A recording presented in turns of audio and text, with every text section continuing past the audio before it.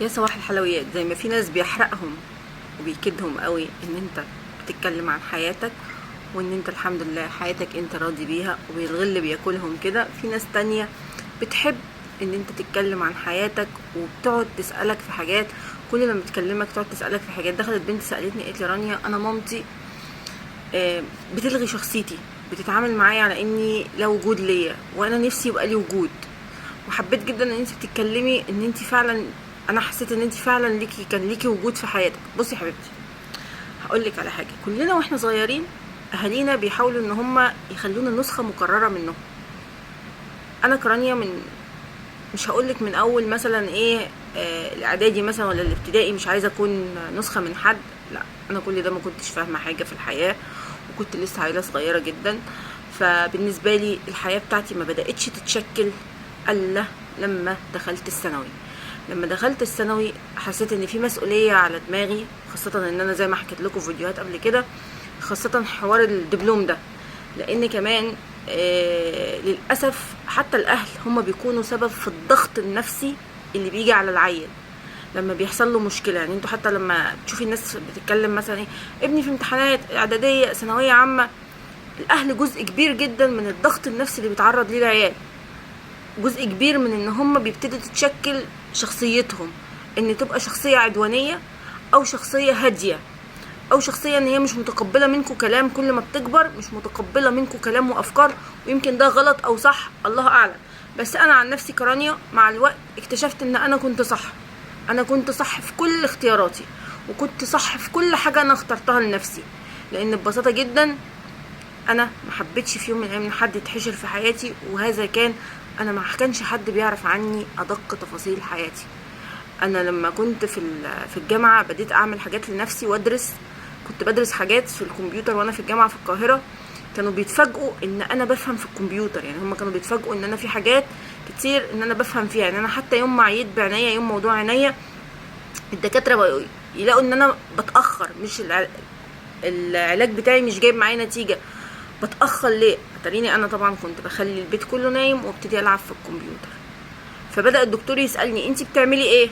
اقول له انا ساعات بحاول ان انا افضل فاكره اللي انا متعلماه. مش هينفع، انا واحده بدرس، واحده بتعب على نفسي، واحده بتعب على نفسي جامد ان انا اعدي من نفسي من ليفل دخلت فيه اتحشرت فيه بالغلط، واتحشرت فيه بسبب ان ممكن يكون الاهل ما ساعدوكيش ان انتي تتجاوزي مرحله نفسيه معينه دخلتيها، او ما فكروش ازاي يعالجوا الموقف ده. فانت بعد كده فكرتي ان انت تعالجي الموقف في حياتك، فبديتي تدخلي في حاجات لازم تنجزي فيها، فلازم اللي انت وصلتي له تحافظي عليه. فقال لي لا، طب احنا نقعد نبطل نعمل الحاجات دي، نبطل نيجي جنب الكمبيوتر، نبطل نيجي جنب التليفون، نبطل نيجي جنب اي حاجه فيها ممكن اشاعات تسبب لنا ان احنا نظرنا ما يرجعش بسهوله، لغايه لما نظرنا يرجع. بعد كده اعملي اللي انت عايزاه. نفس الكلام كنت بطور من نفسي، ان انا بحاول ان انا اشغل نفسي في اي حاجه. انا ما كنتش على فكره محتاجه ان انا اشتغل، بابايا كان بيديني مصروف حلو جدا. حياتي الماديه، وانا اصلا من بورسعيد، البورسعيديه معروف ان هم حالتهم الماديه كويسه جدا.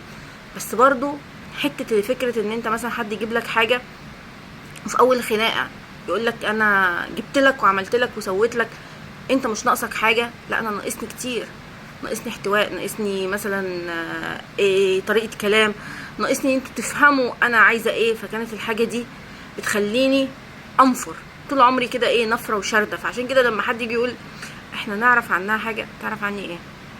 اذا كان اللي كانوا عايشين معايا في البيت واللي بنام معاهم في نفس البيت ما كانوش يعرفوا عني حاجه، وانا ما كنتش بحكي لهم حاجه غير اللي عايزه احكيه، او بمعنى اصح اللي عايزاه يتنفذ، اللي خلاص ما بديت اكبر اللي عايزاه. انا رانيا عايزه تعمل كذا. رانيا لو انتوا ما وافقتوش هتروح تعمل لوحدها، لان رانيا شايفه ان اللي هي عملته ده صح.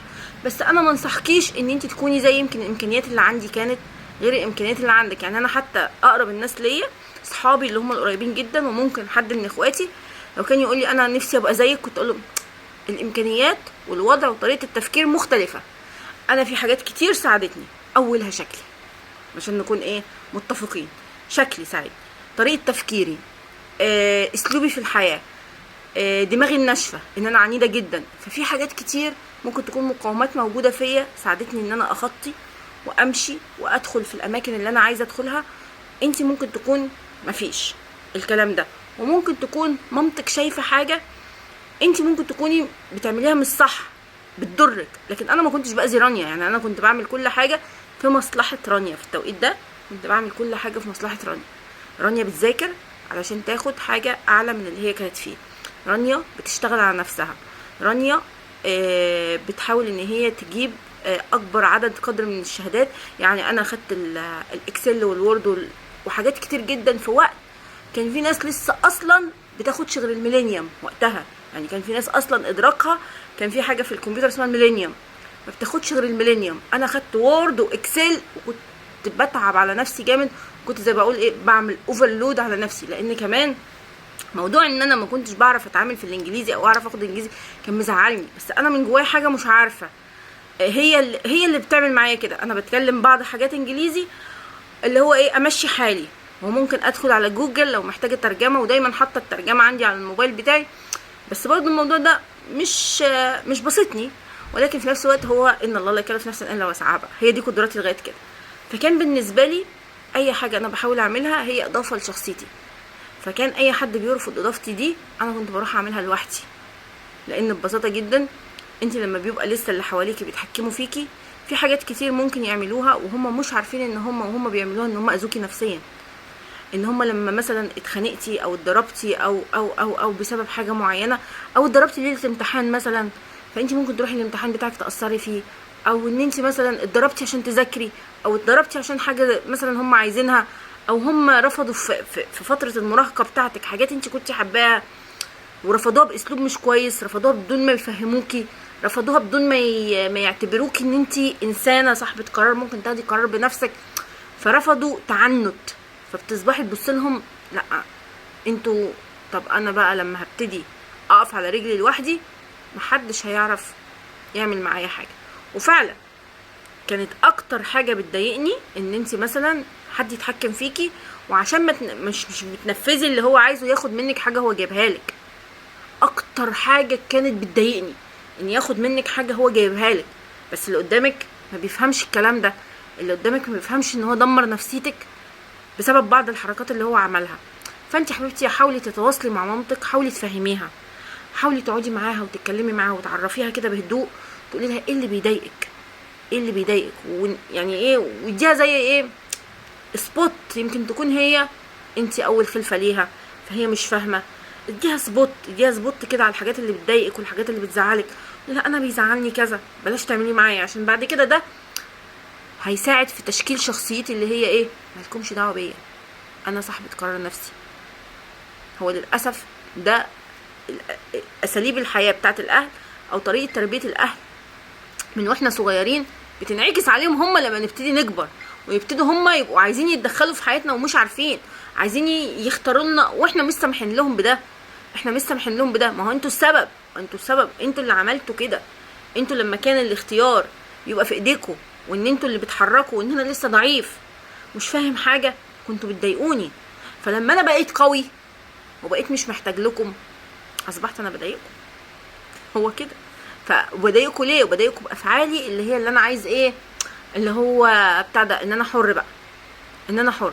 بس مش في كل الاوقات الحريه اللي احنا بناخدها لنفسنا بتكون في صالحنا، ومش في كل الاوقات بتكون ضدنا. لا انا استخدمت بعض حاجات في حريتي لصالحي جدا جدا جدا جدا، وطورت من نفسي جدا جدا جدا. بس برضو في حاجات انا كنت في طريقي وانا ماشيه بغلط فيها، بس كنت برجع اصلحها وما بروحش لحد اقول له ساعدني. عمري ما لجأت لحد وقلت له ساعدني، لذلك عمري ما بقبل متطفلين حتى لو كانوا مين يدخلوا في حياتي ويقولوا احنا لينا دور. لا يعني انا واحده من الناس اللي هم ايه ما بيدنوش لاي حد فضل في حياتهم. انا ساعدت نفسي، انا صلحت نفسيتي بنفسي، انا عملت حاجات كتير لنفسي خلتني ابقى رانيا بتاعت دلوقتي. رانيا اللي هي دلوقتي عندها سلام نفسي، واثقه في نفسها، رانيا اللي بتحب الحياه، رانيا اللي بتحب تعيش بشروطها وفقا لقوانينها وشروطها، وما بترحبش باي حد في حياتها الا وفقا لقوانينها وشروطها. اي حد بيحاول يحجر على تصرفاتي، يحجر على طريقه كلامي، يحجر حتى على انفعالاتي، يحجر حتى على ارائي بره حياتي، مع السلامه. في ناس تانية غيرك عندها فكر ومنطق صح. مش هنفضل قاعدين